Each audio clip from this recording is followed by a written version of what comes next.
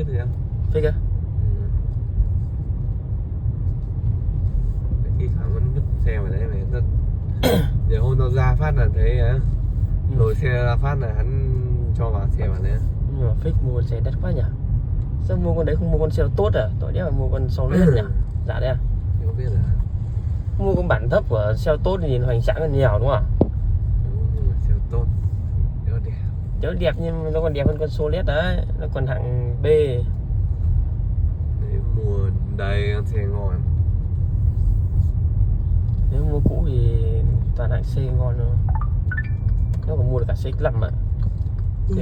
CX-5 mới bây giờ bản thấp của nó hơn 700 tí. Mà mua xe cũ thì mua được đết cao luôn.